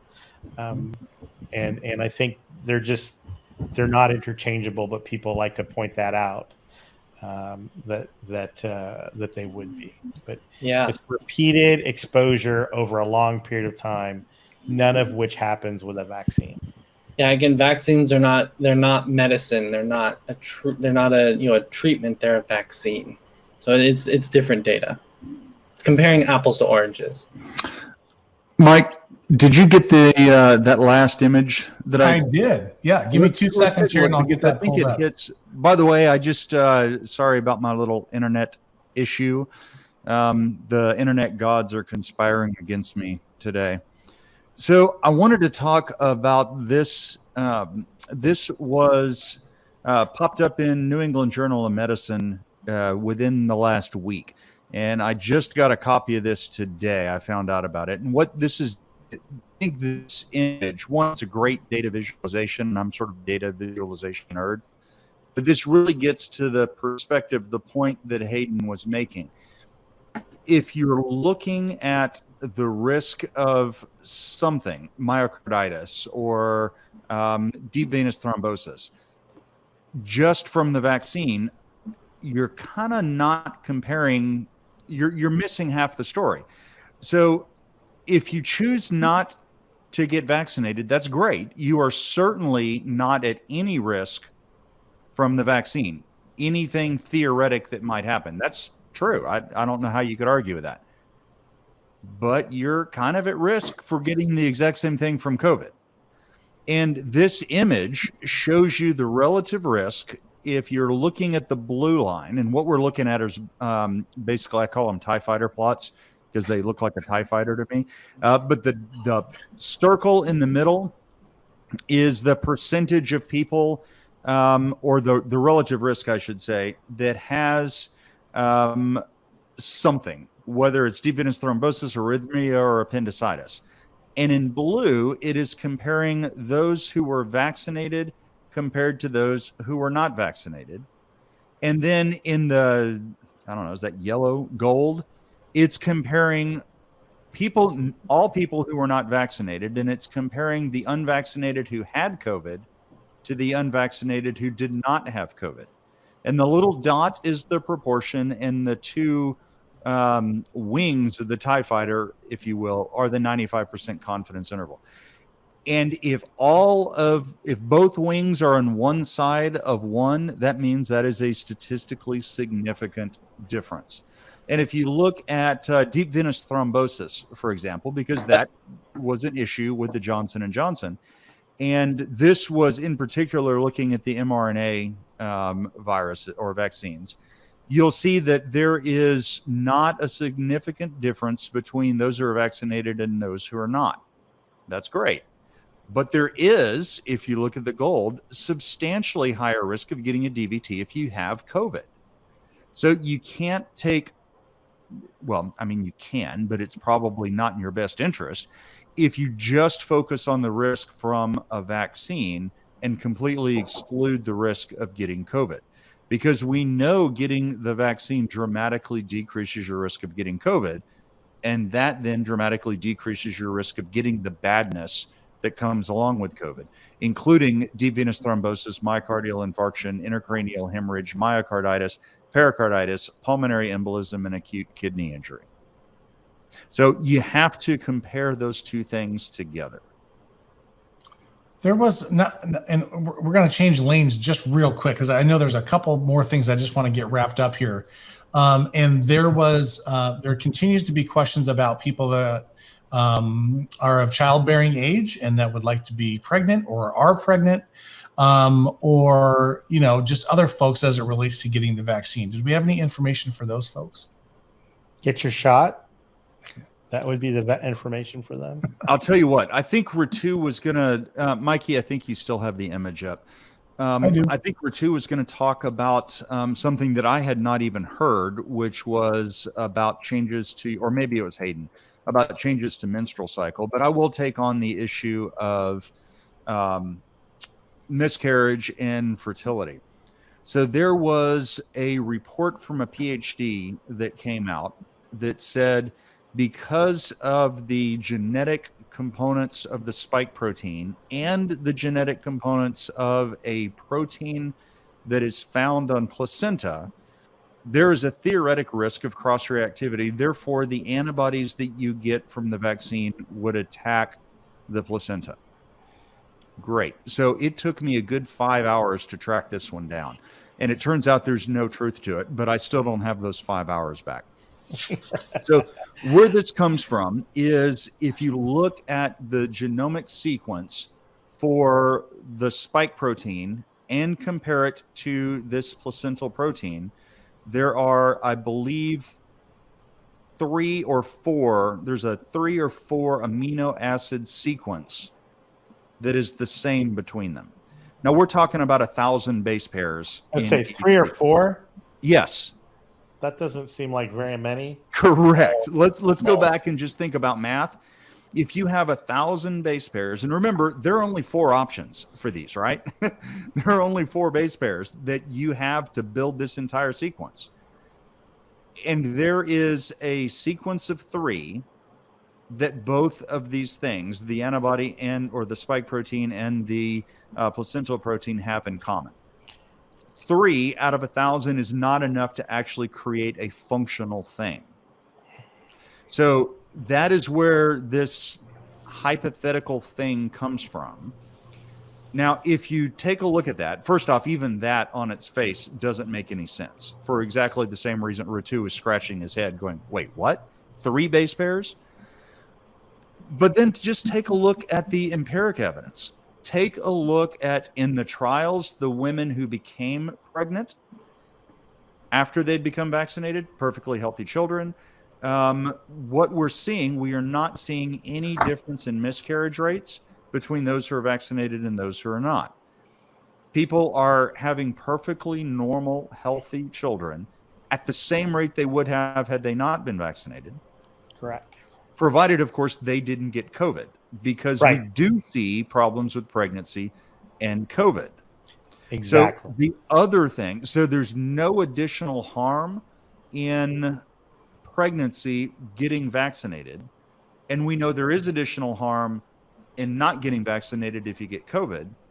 But there's actually benefit to the child because you're creating antibodies by the vaccine process, and you can pass those antibodies on to your baby. Now your infant who isn't going to be able to get vaccinated for many years actually has protection that they wouldn't have had otherwise. Right. So yeah, this turns out to be not really anything there. So if you look at, say, the body of experts that are, the experts, the world's experts in pregnancy, the American College of Obstetricians and Gynecologists, ACOG, they're absolutely clear about it. Get vaccinated. Right. And there is data that shows that getting COVID while pregnant leads to preterm labor.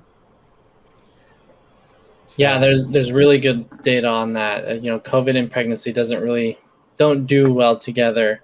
And I can totally empathize with this concern about the vaccine and pregnancy. Early on in the pandemic, I had a good friend that asked me that, I'm pregnant, should I get the vaccine? And I didn't really know how to answer her. But now, we really do have good data that shows that it's safe. There is a study in the New England Journal of Medicine, June 17th. It shows, it's called Preliminary Findings of mRNA COVID-19 Vaccine Safety in Pregnant Persons. And I highlighted in pregnant persons because that's what I was looking for, because the original clinical trials, did not have pregnant people in it. Yeah. But now we do actually have quite a bit of data that says that it is safe in pregnancy. And so, I don't have as many reservations about that. I don't have any reservations about it in pregnancy. But I can totally relate to the question and the concern. But Yeah, absolutely. It's a scary thing. Mm-hmm. My sister was still breastfeeding when this first came out and had a big question about whether she should get vaccinated. And I said, well, hold that thought. Let me see what I can find out. Mm-hmm. And fortunately, there had been one small study that looked at this and looked like it was favorable. Now I'm just checking my reference manager, and I have 9 references just in my bibliography, which, let's face it, is all about ketamine, droperidol, and airways. 9 of them about the safety of the vaccine with pregnancy. Right. Yeah. And this isn't my specialty, and there are 9. Yeah. The other question that the other question that I get is fertility for men, and my response is, well, no, there's data that shows that it's a penis enlarger, and that. Oh wait, this is supposed to be a family show. I think you're confusing 2 of Pfizer's products. 2 of Pfizer's products. God. That's right. Oh, But I love you, by the way. but but this is another one. So like men and fertility, and again, there's 0 data that shows. And when we go back to, this is where the whole mRNA research 20 years really is important, which is that in the animal studies there was no problem with the fertility, and then the small and the human trials that were done also showed that there were no issues with fertility. And it comes back down to the point that Hayden made, with that this stuff is in your bloodstream. It's not in your bloodstream, is in your body for really just a few hours to days. There was one study that I read when we were first the dog's coming in, outstanding. There was one study that I read where they looked at, like, where does the vaccine go, and they radio tagged the vaccine. And this was an mRNA study; it wasn't specific to COVID, but they tagged the payload, and then with a radioactive marker, and then they injected it and saw where it went, and it stayed basically in the injection site, and then made a little bit of a journey where it was taken into the lymph nodes that were closest to the injection site.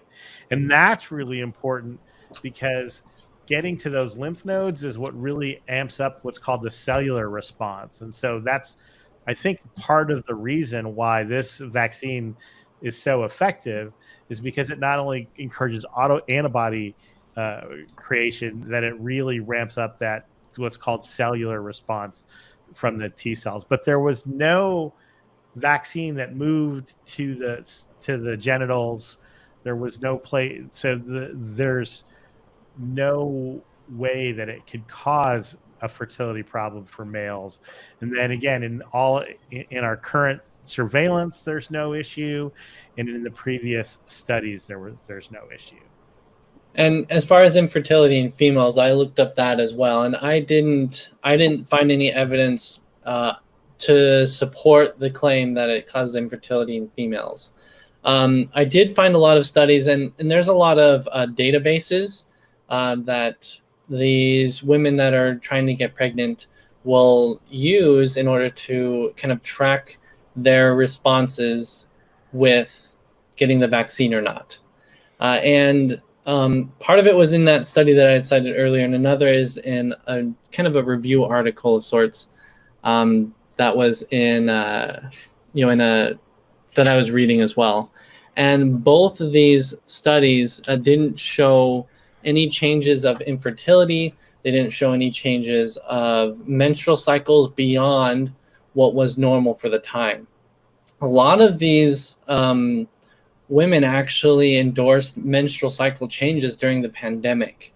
And what I was reading was that it was more likely a stress response than it was a stress response to the pandemic than it was a function of the vaccine, because the rates were very similar, kind of like the placebo effect that you see in clinical trials is kind of what was reported in these big survey databases. And that's actually a well-known phenomenon in gynecology, is that when a woman is stressed, it can actually change her cycles. And so what they were saying was it wasn't really a function of the vaccine and more of the pandemic and social situation as a whole. Cool. Perfect.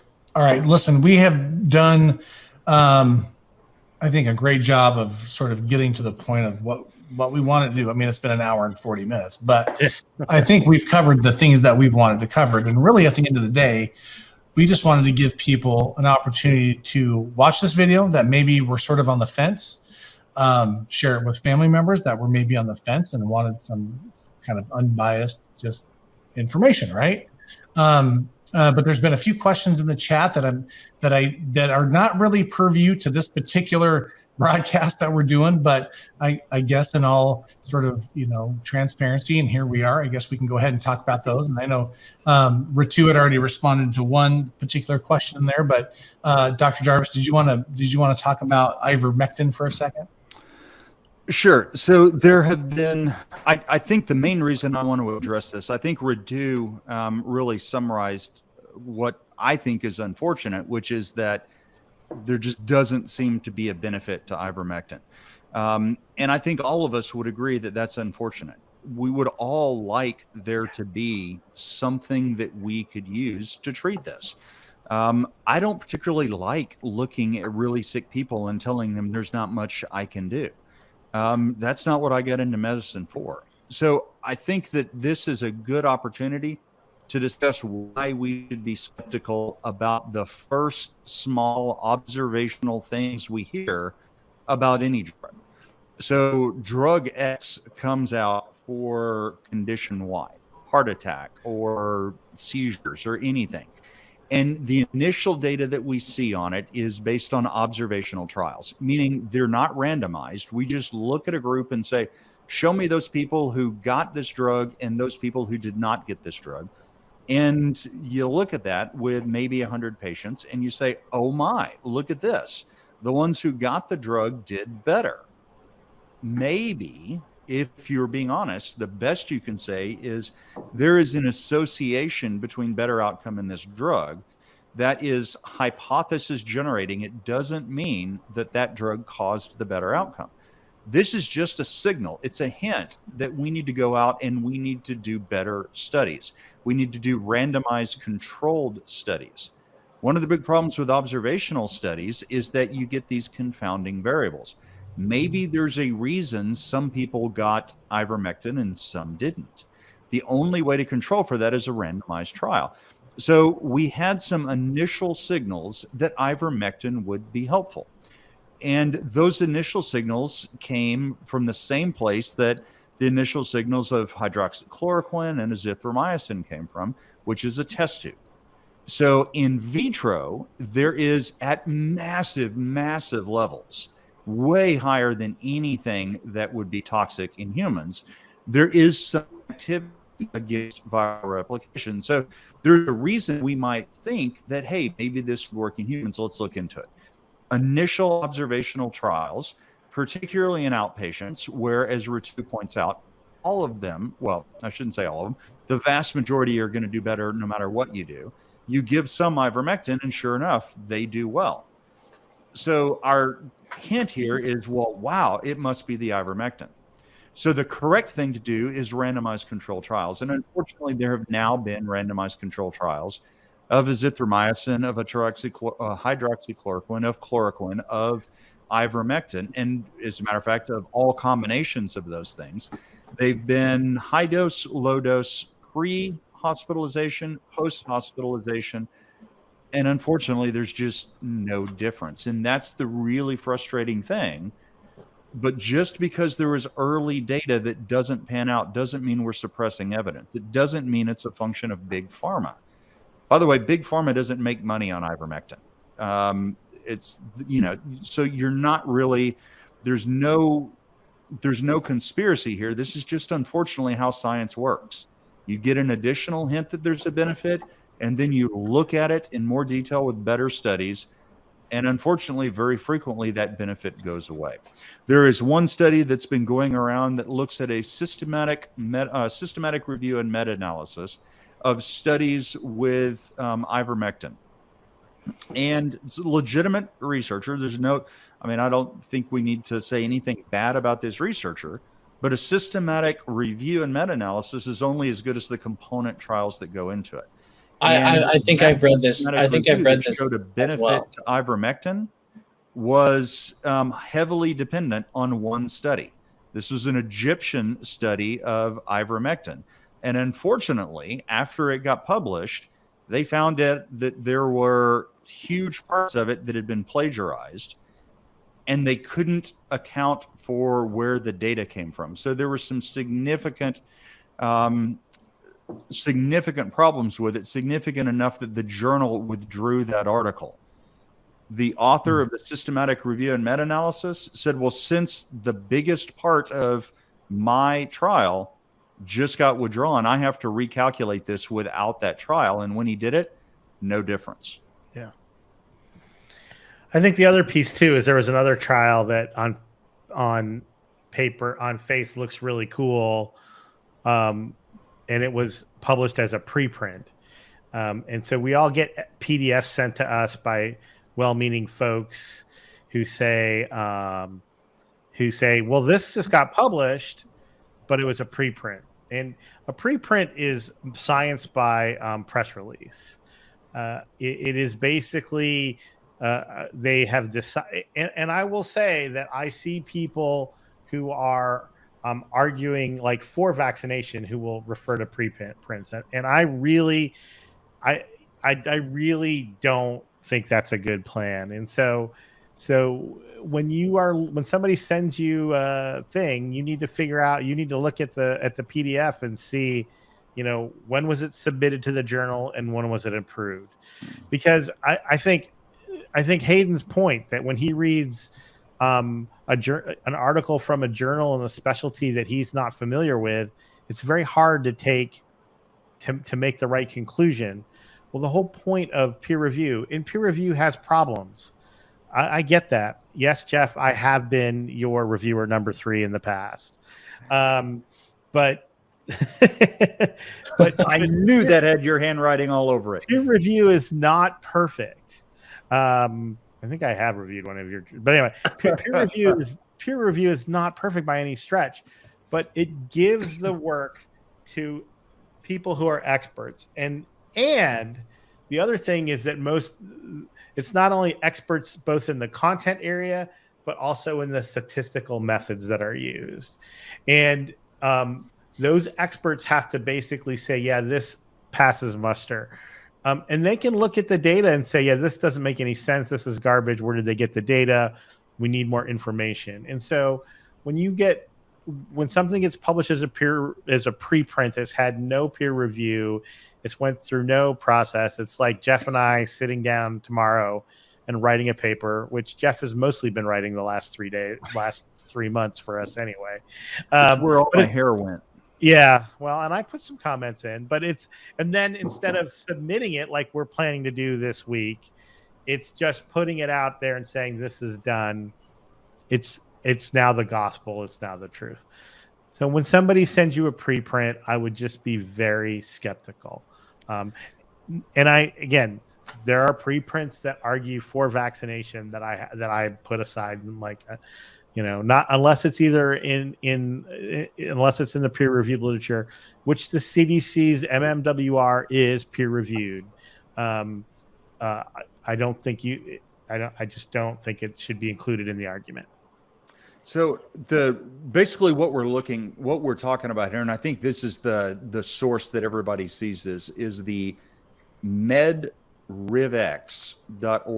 It's a site, it's a server for these pre-release, pre-review papers. I had never heard of this thing before the pandemic. Early on in a pandemic, if you think back to what life was like when you were trying to figure out how to treat patients, early on in this, nobody had any idea. All we knew that this is dangerous, lots of people are dying, we're not sure what to do. I think you can make a case for something like this early on in a pandemic, but you have to be wary about it, and you have to understand you are suspending the rules of science. And those rules have evolved over hundreds of years for a very good reason. We are far enough along in this pandemic that I'm ready for the rules of science to account again. We need to flip that switch, and I think we have gotten to the point where let's just wait the time that it takes to get through peer review. I can tell you, having gone through peer review as an author and as a reviewer, as can the other folks on this panel here, how much a paper changes for the better with peer review. Not only does it make it easier to read and the logical flow is better, I've had my papers where peer reviewers have pointed out some methodological issues that I just didn't think of. I went back and changed the methodological issues, and sometimes that can dramatically change the results. So peer review, it's not perfect. It's kind of like democracy. Democracy is the worst form of government, except for all the others. Peer review is not perfect, but it is definitely better than everything else out there.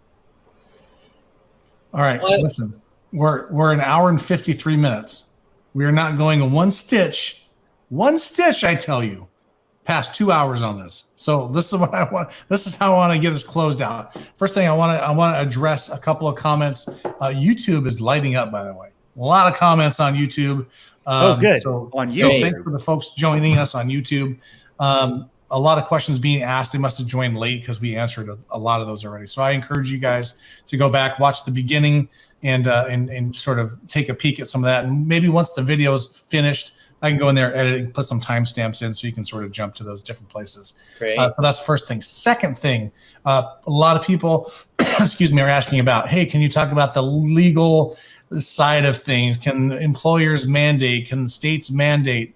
Believe me, we're going to. And actually, the Standard of Care podcast, proud member of the Flightbridge Ed podcast family, by the way. Proud member of the Flightbridge Ed. Proud member and a Fire Doc Doc production, by the way. I just want to throw that out there. They covered that. Go back. There's like 9 episodes. It was like episode 3 or 4. They've been on this since the get-go. But we are planning on having both Nick and Sam, and we'll have Ritu and Jeff back on here, and we're going to do another podcast really on the legal aspects of this. It turns out it's mostly been decided like 100 years ago, but nonetheless, let's talk about this. We'll address. We're not going to let something like that keep us from a podcast. Yeah, I know, exactly, but it's good. We're going to talk about it, and most importantly, really, we want to take your guys' questions on that stuff. So stay tuned. Probably within the next week to 10 days, 2 weeks tops, we'll get another live episode out here with Sam and Nick and the rest of the gang here, and we'll jump on there. But what I want to do is I want to take this last 5 minutes, and I want to go around to each of these physicians, and I want you guys just to have a minute or two and just final thoughts. So we'll start with our guest, Dr. Hayden Smith. Sure. I think my final thoughts are that well, first off, it's been a pleasure to be here and with you guys again. I definitely enjoy doing these podcasts with you guys. I think my takeaway from everything is that, working with these guys, seeing how hard they've been working on answering all of your questions, I think, and, from everyone that I've talked to, physicians really care. They're not trying to convince you to do something for their own benefit. They're not trying to convince you because some drug company told you to do something. A lot of the things that your physician is going to tell you is really is for your benefit. And I think I've seen that in a lot of the things that Jeff and Ritu have done in studying these questions. And myself, as I've tried to help others work through COVID questions and things, the hope is that we can all come to this decision together. And I don't want to convince you or force you to do something. I want you to understand it so that you can make a well-informed decision. And the hope is that we've been able to do that through this podcast. Awesome. Thanks. Appreciate you jumping on here again. We love you. You're one of us now. Anytime you want to come on, we just come on. I love it. Thanks so much for that. I appreciate that. Dr. Jarvis. So I wanted to, just as an indication, I think all of us, as Hayden was saying, have really tried to approach this question of whether to get vaccinated or not from an evidentiary basis. What does the evidence show? And I think when it comes to whether, at least for me, I have been convinced, I think the evidence is overwhelming that vaccines are safe and they're effective.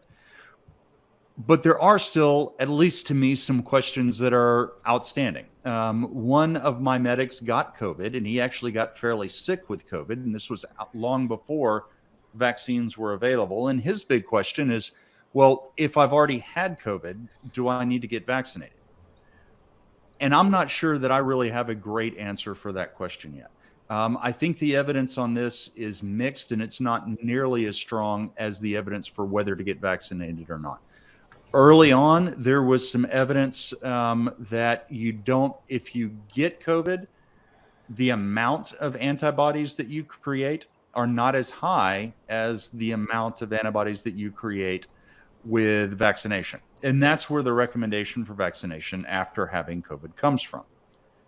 I think particularly in the realm of Delta, we have seen there was just a recent paper, again, pre-publication, with all the worries that come from that suggest that perhaps the ability to fight off serious infection and illness is greater with what's called natural immunity, having had the virus, than it is from having 2 full doses of mRNA vaccine. So that's one pre-peer-reviewed trial, but having read it over, the methods seem reasonable. I'd really like to see that duplicated and see it on larger scales. But one thing, let's just assume that is true. I think you have to ask yourself, if that's true, what do you do with it?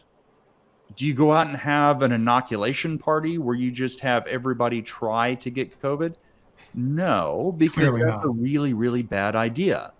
People do die from COVID. We've seen millions of people now die from COVID. This is not just the flu. This is a significant issue. It's like playing Russian roulette. 5 times out of 6 that you pull that trigger, you're going to be fine. So you could say, well, the risk of blowing my brains out playing Russian roulette is grossly overrated. 5 times out of 6, I do just fine. Yeah, but that 6th one's a bitch. And I think that's what happens with COVID. Even if it's a small percentage of people with COVID who die, there are, 8 billion people on the planet now. 1% of them is an awful lot of people. So it's important that the risk, if you just give yourself COVID to prevent getting COVID, it doesn't really make sense because the disease can be really nasty. The final thing they did in this pre-release, pre-review paper is they actually compared those who had been vaccinated but never had COVID, those who had COVID but had not been vaccinated, and those who had had COVID and been vaccinated. And those who had COVID and been vaccinated had really low levels of reinfection and much higher rates of antibodies. So where we might end up with this, and again, I don't know, and I think it's important that we say we don't know this yet, is that if you get COVID, maybe you only need 1 dose rather than 2.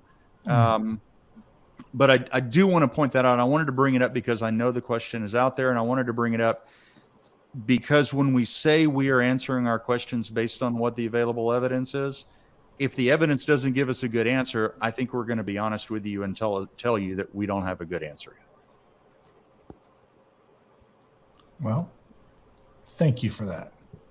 We'll learn more, right? All right, Dr. Sani, sir. Ted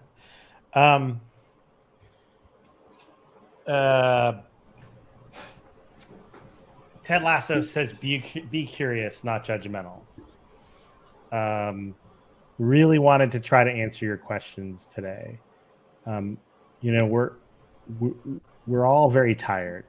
We all work very hard, and for fun, we come on and do this stuff. But I worked 4 days out of the last 5 in the emergency department. I admitted a number of patients with COVID.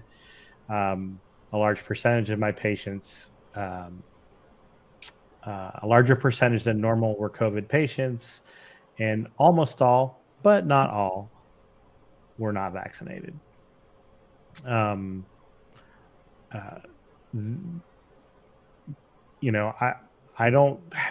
don't have any agenda other than your health, the health of my patients, and my ability to go to football games. And all those things are impacted by whether or not our community gets vaccinated. There's a lot of false information out there. And sometimes that false information can sound scientific, and the person can sound knowledgeable. And so in some ways, I am another one of those guys, if you will. But my motivation is pretty clear. I really just want this thing to end. I can tell you again that Dr. Jarvis and I in particular, I've known Jeff for a while. Hayden also, we're skeptical in general when we read things. And the best way to not die from COVID is to not get it. The most reasonable way to not get COVID is to get vaccinated. It's not 100%, but no one here wants to lock themselves in an isolation chamber, because that's the only way to guarantee you won't get it. The next way is to get your shot. I believe that it's the right thing to do. I believe that as a healthcare worker, it's absolutely my responsibility to get it. And for any of you who work with me, I'm happy to answer any other questions that you might have on this. But please do your part to end this 19-month pandemic that we're in. 20-month pandemic. Well, I don't have much else to follow that up with. I think that's pretty good.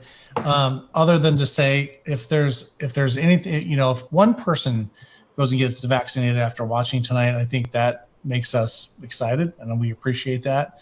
But we want you to do it for the right reasons, right? So anyway, so let me get us out of here. On behalf of Dr. Hayden Smith, Dr. Jeff Jarvis, Dr. Ritu Sani, Mike Verkest, you've been watching and listening to a live episode of the Second Shift podcast, as well as the EMS Lighthouse Project podcast.